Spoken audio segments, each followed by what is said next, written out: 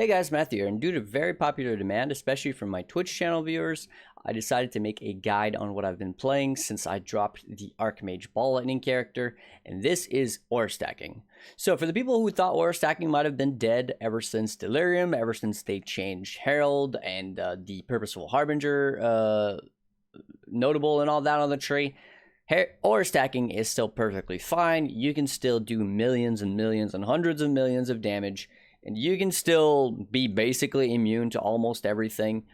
And this video is basically going to be the guide on the entry level of how to do that, how to get into ore stacking. And this video, we're going to be looking at the budget version, which I came up with on stream.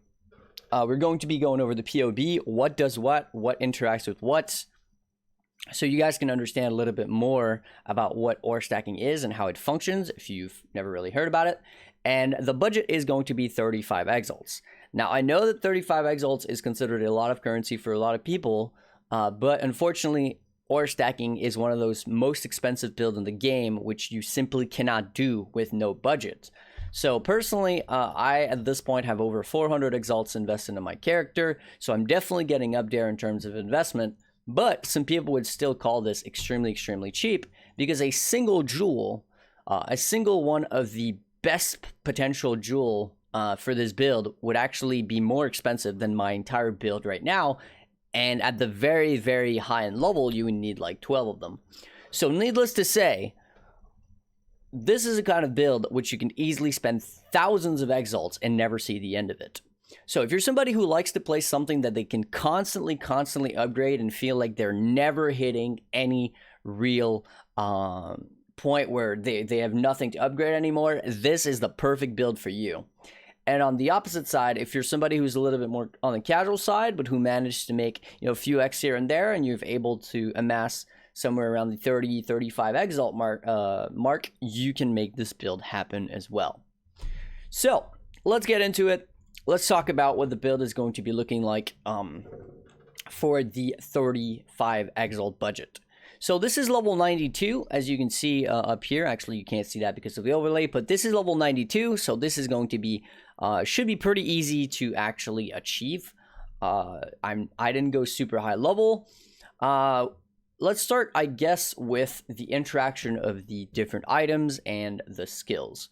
So we are going to be using a Nebulous. Nebulous gives us upward of 570-ish increased damage. Because the thing how this build works is that you get up to 90 all resistances, as you can see on the side here. And 90 all resistance is 15 above the normal regular 75 maximum resistance, which gives you 15 times up to 20% increased cold and lightning damage. And since we are a conversion build, converting physical to lightning and then lightning to cold, 96% of that, we are double dipping here, meaning, as I said, 570 or so increased cold damage. So Nebulous is literally insane. You really can't beat that in terms of how much just pure damage it gives you to the build. Next, we're going to be using a very cheap option, which allows us to stack more auras very easily, which is going to be Prism Guardian. We didn't go with any crazy corruption here, just a regular one. Same thing with the Alpha's Howl, nothing crazy there, just a 2C helmet or whatever. Allows us to never be frozen and gives us 8% reduced mana reserve, which is huge. Also gives us 2 level or socketed aura gems, which allows us for something budget when it comes to getting 90% resistance. And I guess I'll talk about that real quick. So basically what we're looking for is we're going to be running a level 20 Purity of Ice, Fire, and Purity of Lightning in our helmet. But if we do that with this budget version, since we are lacking a fair bit of aura effect, we only have 90 all resistance. So what we can do is easily buy a 10C Empower, which is level 2, and this is going to give an extra level to our purities, which is going to basically bring them to level 21 inside the helmet, which gives them 2 levels, which gives them level 23, at which point we are able to reach the 90 all resistance. If you have a little bit more budget, I'm talking a couple exalts, even less than that maybe, you can get some level 21 gems instead. So level 21 Purity of Fire, Lightning, and Ice, This allows you to drop Empower and instead add another Herald in the build, which in this case is going to be Herald of Ice. This is basically going to make sure that you keep this 90 all-res on a budget still, but gives you an extra Herald, which as you can see is a little bit of damage, but also a lot of clear, because Herald of Ice is known to have really good clear. The next thing we're going to be using is going to be obviously a Shavs. This allows us to go low life, which gives us Pain Attunement for an extra 30% more damage. It's pretty much a no-brainer for this build, especially for the budget version. As you have more and more invested into the build, there is the option to go CI with Sackle Walls, but that is something completely out of this video because now we wouldn't be talking about budget anymore. Next, we're using Maligao's Virtuosity, which gives you basically 300% crit multi. When you're not using a Headhunter, when you are not using when you're not investing a ton into the build, this is a very, very good way to get a lot of damage because it just gives you a base crit multi of 300 no matter what you do. So you need absolutely no investment into your crit multi, and it is double what it is on base, which is normally 150. Which is absolutely huge. That's actually more crit multi than if you were to use an increased critical damage support gem at level 21 with 23 quality. So needless to say, the amount of crit you get here is big. And when you have no other sources, this is definitely a no-brainer.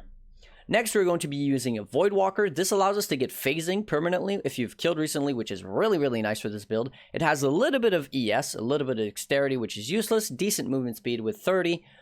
There is also chance to avoid projectiles while phasing, a 20% chance, which is pretty nice for defense here. But the main reason, why we use this is because projectiles pierce 5 additional targets while you have phasing, which means since you have phasing, if you've killed recently, you've always have phasing, so long as you're, not taking ages to kill a single monster.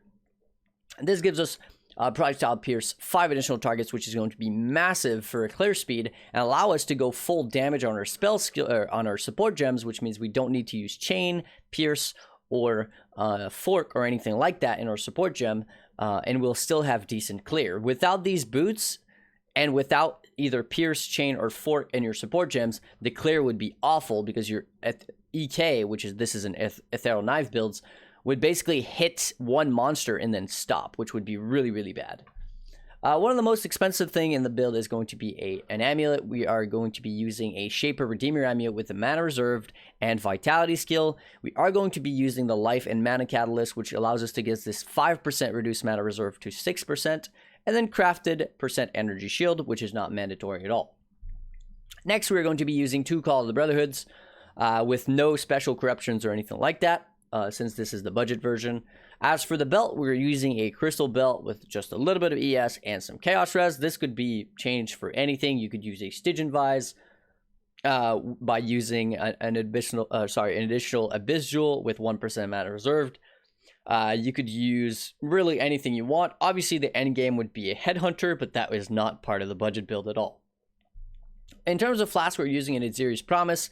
This is really good both for offense and defense. It gives us a little bit of leash. It gives us a ton of chaos resistance, which is something we definitely lack on this build in the budget version, and a lot of damage. And since we are a physical and physical converted to elemental, we are getting basically, I believe, both the physical aspect of the Flask and the elemental, which gives us some nice little double dipping with Aziri's, which is huge. As you can see, Aziri's gives us 12% more damage, which is massive. Basically, an additional support gem almost. Next, we're using a Taste of Hate. Taste of Hate is good for both offense and defense, less cold damage taken. Physical taken is cold, and we're basically immune to cold since we have 90 cold resistance. And chance to avoid being chilled and frozen, but we don't care about that since we already get chance to avoid, cannot be frozen or a helmet. That being said, getting the chance to avoid being chilled is quite nice. Cinder Swallow, this gives us the recover 1 to 3% to both life, mana, and energy shield when you kill an enemy, which keeps us nice and healthy. We are using the critical strike chance during Flask effect, which basically is one of their main source of crit chance here. So that's going to be pretty big. And we are going to basically make the usage of Cinder Swallow possible through a jewel called the Mantra of Flames. Mantra of Flames gives us flat fire damage to attacks, but also to spells per buff on you. So since we're an ore stacker, we got plenty of buffs. So that gives us some fire damage to spells. Alternatively, you could use you could get a nebulous with fire damage to spells as an implicit, or and that would also allow you to enable your Cinder Swallow, and that is also a very, very cheap option. Not that the Mantra of Flames is any expensive though. That's a few chaos for 1% mana reserved. But you could also instead change it for a jewel with % energy shield on it if you went that route, which would be good for your defense, which is something I'll go over with in a bit. Next, we're just going to use a regular Diamond Flask warding, so immune to curses. This is basically up at all times, and your critical strike chance is lucky, meaning your critical roll is doubled or is rolled twice, and then whatever, basically what happens with your critical strike chance is lucky is you hit a crit, or sorry, you use a skill, whatever the skill, the game rolls, is it a crit, is it not a crit? And then if it rolls a no, then it re-rolls again. Is it a crit? Is it not a crit? So it gives us double the chance to actually crit. So that's pretty huge. Without this, our critical strike chance is pretty damn low. Next, we're using a Basalt. Really good for survivability. Obviously, 15% physical damage reduction, which is really big for the budget build, since our physical damage reduction without it is actually quite low, due to the fact that we are not stacking a ton of auras, because again, this is budget. So let's go over the jewels when we go into the actual trait. Let's go into the skills for now. So I already spoke about the purities and how you're going to be taking care of that. Vitality is going to come from the amulet. In the shield, we're going to be running Hatred, Haste, and Wrath. Val Haste is also going to be up whenever possible, especially when you need big damage. So whenever you get to a boss or whatever it is, whenever you feel the need for a burst of damage, pop Val Haste and your damage goes up a tremendous amount. Next, we're going to be running Zealotry, Blood Magic, Precision, and Herald of Purity. Herald of Purity gives us a ton of, physical damage, so that's really nice. Precision is basically one of their main source of crits. Without it, our crit goes down by over 10%. Blood Magic, because we are going to be reserving life, since we're an ES build, so that's not a problem. And then Zealotry for the more spell damage, of course. Our movement skill of choice is going to be Leap Slam, and Leap Slam is going to be used to move around, and Smite is going to be used basically every 10 seconds or so. You're going to be wanting to use Smite. Smite gives you something like 30% more damage, as you can see here. So it is massive. You're definitely going to be wanting to use using Smite enough to get it up at all times. And for the support on your Smite, you're going to be using either faster attacks if you want to be, speed mapping. But if you're doing some harder content, I would highly recommend using Fortify for the reduced damage taken. It does make you quite a bit tankier and allow you to take some bigger hits. And finally, in the boots, we're going to be using Clarity, Discipline, Righteous Fire. We actually keep Righteous Fire up at all times, as you can see here. I always have Righteous Fire. It does not cost anything, because with 90 fire resistance, Righteous Fire is basically free to use.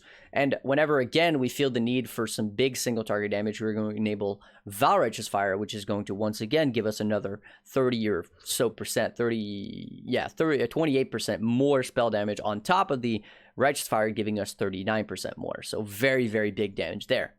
For our defense, we are going to be using Val Grace, or Grace at all times, and then whenever we hit a boss or an encounter or a breach or a legion or something which you feel is going to be sketchy, we are going to pop Val Haste. That is going to cap us in both attack dodge and spell dodge, giving us 75% on top of our 74% physical reduction and 52% evade on top of our all resistance being capped, meaning we are very close to immortal during Val Haste. So definitely something you're going to want to use whenever you hit a point where you feel the need for some little bit of extra tankiness. Our support gems are going to be Awakened Penetration, Cold Pen. This is very, very cheap for an Awakened gem. The reason why we go Cold Pen here is because we are not using the alternative quality gems, and this is going to be our main or even only source of pen. So definitely not something you want to be messing around with.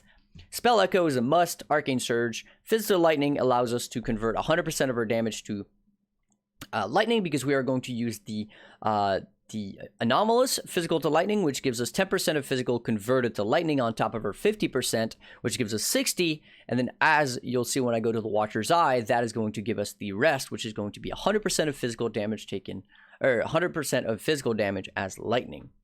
And finally, we use Inspiration, both because it is really good for mana cost, allowing us to cast some more. It gives us a good bit of crit chance and a good bit of damage altogether. So Inspiration is definitely one of the better skill gems. We are going to be doing 2 passive skill points for bandits, so we kill all. There's no reason to do anything else. We don't get the crit multi or anything from Illyria since we are using Malagaros, and the other ones are just not really good. 2 skill points are one of the most important part of this build. As you can see, this is at level 92. We are at 22 million DPS, but by putting in an extra few levels, each and every one of these 6% nodes gives us basically a full 1.5 million DPS for every one of those. So every single level, this 22 million DPS goes up by like 1.5 million from each of those 6% non-curse effect from your skills. So skill points are like everything for this build. So finally, let's go over the skill tree and basically what we're going to be looking for. This is going to be the skill tree. I would recommend leveling this build as Hollow Palm or just anything else and then respecking into this. If you level up as whatever, like some type of spell build with this tree, you are going to do 0 DPS, and I cannot recommend that at all. So level with something like Hollow Palm and you'll get to around level 88, and then you can swap into this and then just map until you're around level 92, and then your build is essentially done, at least for the outline of it. So we are going to be using a single 7-stab Voices alongside 2 large cluster jewels, which I'll go over with in a bit. We are using a Might of the Meek here. That allows us to get this 4% mana reserve node to 6%. And also this 6% effective non-curse to 9%, which is quite nice. And also this charge on kill becomes a 3% instead of a 2%, which is also quite nice. This is where we are going to be getting our Power, Frenzy, and Endurance charge generation. We are going to be using Ring of Blades right here, which allows us to throw our ethereal knives in a circle, which is very, very useful for both clearing. And then we're going to grab these nodes here for obviously aura effect and obviously mana reserved. In the Voices, we are going to socket 3 of the same jewels. Now, these jewels are very, very easy to make. You are going to be wanting to buy some jewels with 6 passive skills and 6% increased aura effect from your skills. And the level is going to be between 50 and 67. This is going to block a ton of different mods and allow you to alt spam and regold for these first among equals and 25% increased effect of small passive skills, which is going to bring every single one of these 6 increased effective non-curse aura from your skills to 7%, which is an additional 5% aura effect for every single one of your jewels in this Voices here, which is really, really massive for this build. So these jewels, again, the base is like 50-60C, so it's about an Exile per base, a little bit less, and then you're going to be alt spamming and regaling between level 50 and 67, and that is going to make it very easy to get those. I believe I made all 8 of mine on my build when I first started using these with about 600 alterations or something, so very, very easy to do. Next, we are going to be using a cluster with nothing but Blanketed Snow. So Blanketed Snow is actually really expensive on a cluster jewel. So we are not going to be using one of the expensive versions since this is a budget build. We are using just a regular cluster with 8 passive, cold damage, and Blanketed Snow. Blanketed Snow gives us an additional 10% cold resistance, an additional 10% cold penetration. And since our only source of cold penetration is Awakened Cold penetration support, this gives us a good bit of damage, as you can see, about 6% for that node. Quite nice. Next, we are going to be looking at getting some mana reserved taken care of. So we're going to be using all 3 pures. Pure Might, as you can see here, Pure Guile, and Pure Aptitude. So Pure Might is actually quite nice because it gives us stun and block recovery, which is obviously good. Pair that up with the Soul of the Brine King in the budget version, and you've got yourself a build that will pretty much never get stunned. And when it does, it won't really be too big of a deal. Obviously, we are using it for the Purity of Fire, his 30% reduced mana reserves, because as you can see, our unreserved mana right now is 130, but if I turn this off, it goes to 36, which means I can't even use my I can't even use my skill.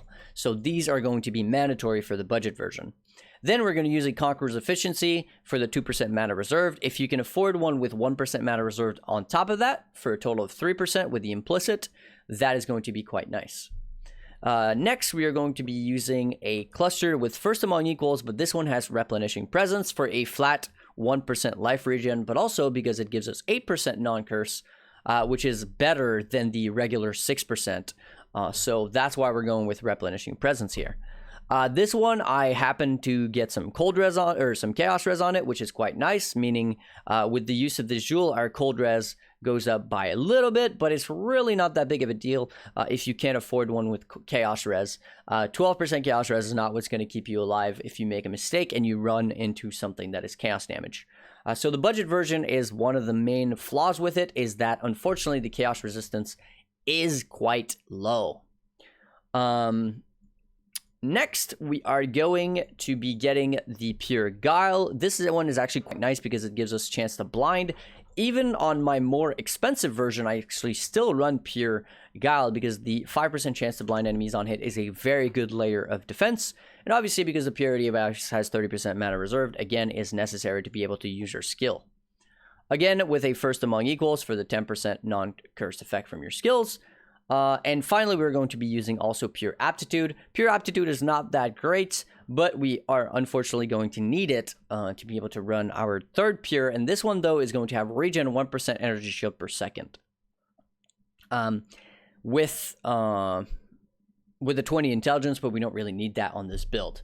Obviously, again, with the First Among Equals, and that is basically what we're going to be looking for. Our last large cluster jewel, we're using Essence Rush and Practice Caster. Now, this is not like optimal or anything like that. It was just really, really cheap for one of these jewels. It does give us, though, some 0.3% spell damage leech as energy shield, which, as you can see at the top of here, is 350 energy shield leech on hit, which is actually really, really good in situations which are a little bit sticky, a little bit sketchy.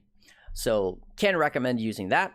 And then Practice Caster gives us a bit of cast speed, but also chance to avoid interruptions from stuns. So that with the chance to, with the 35% chance to avoid interruptions on top of the 40% stun and block recovery and the Brine King node, again, we are going to be looking at a build which doesn't really get stunned, despite the fact that energy shield pool is not very high.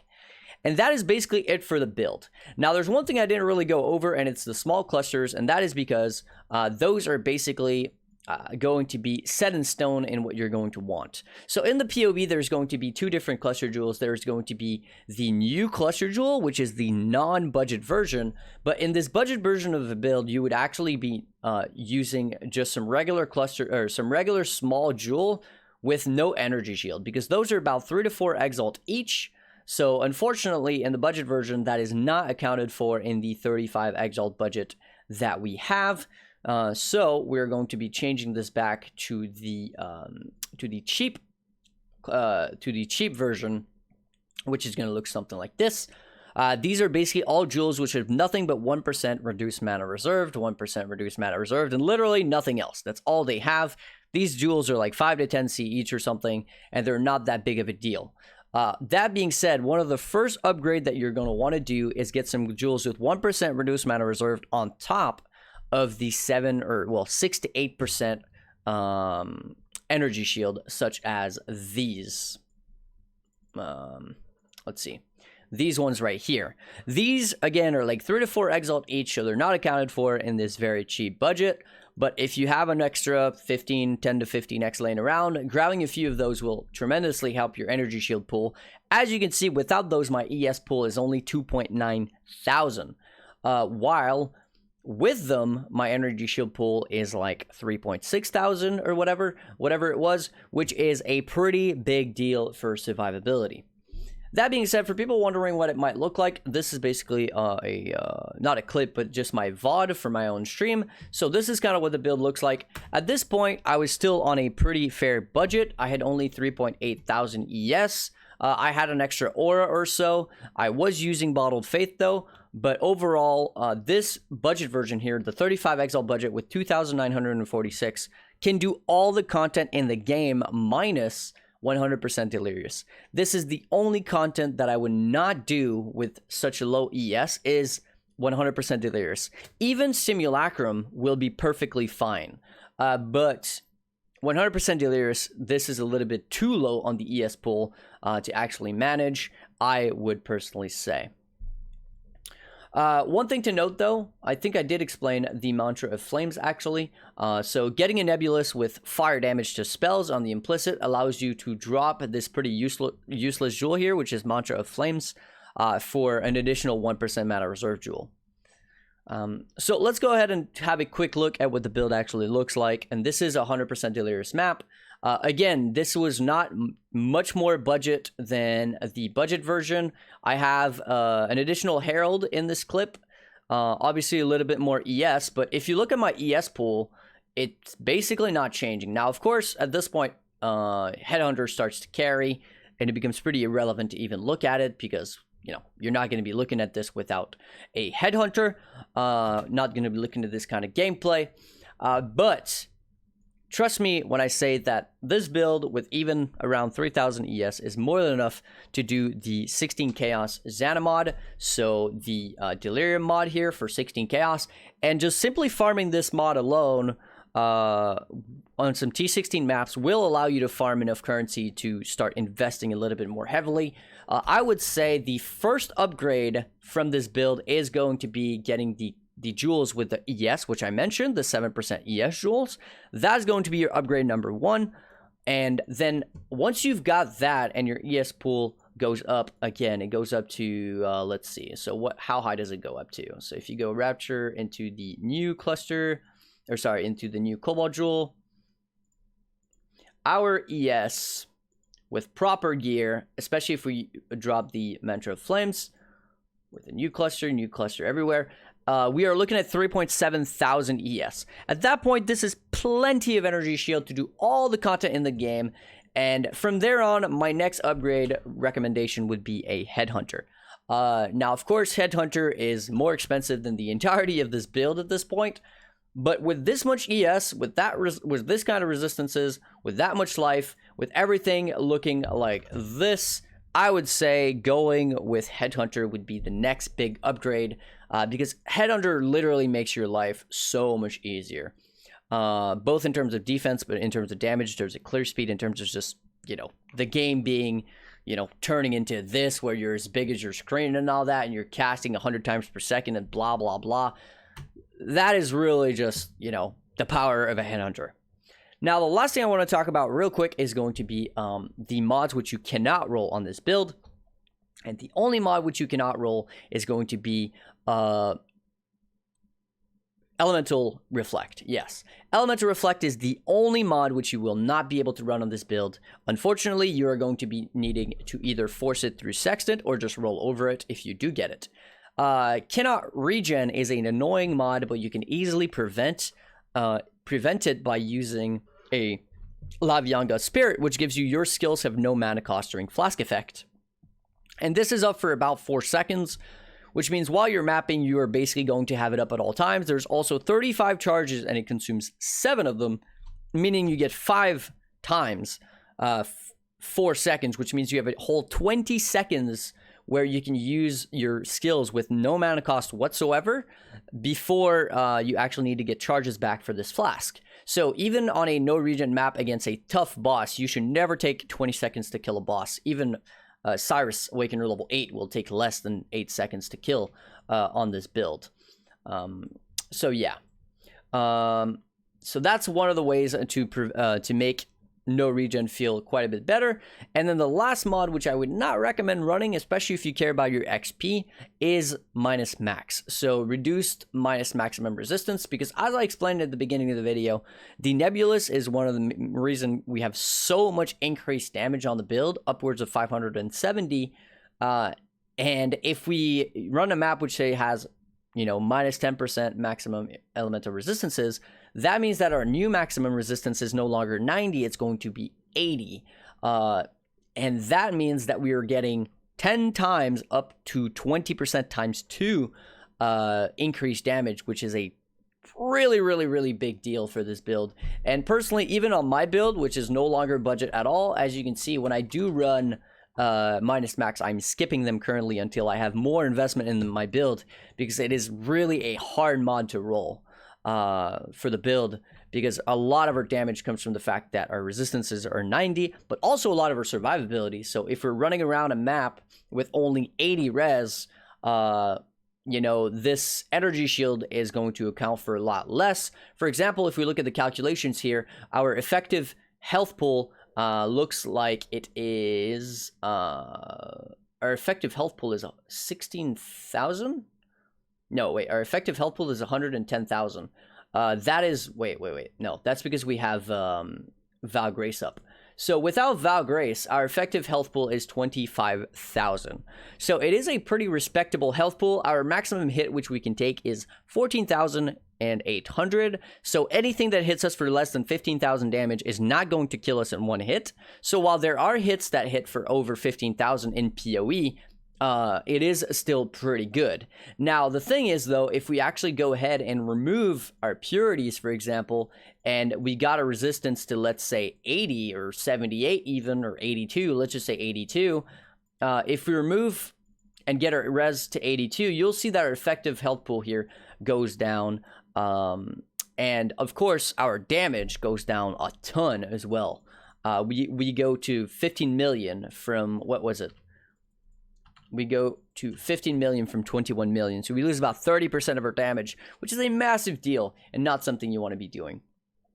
So that's about it for the guide. Hopefully you guys enjoyed and understand a little bit more about ore stacking if you weren't aware of how this works. Before I go, I do want to say a huge thank you to my supporters: Mario, Luro, Gaikona, Kfish, Dr. Radu, Scott, Zarashi, Kevin, Casticus, Matus, Dieselboy, and Dan S., as well as anybody else who wishes to remain anonymous, and of course anybody else who has supported me in the past or through different platforms. Huge thank you to you guys. Hopefully you enjoyed the video, and I'll catch you guys in the next one. Peace.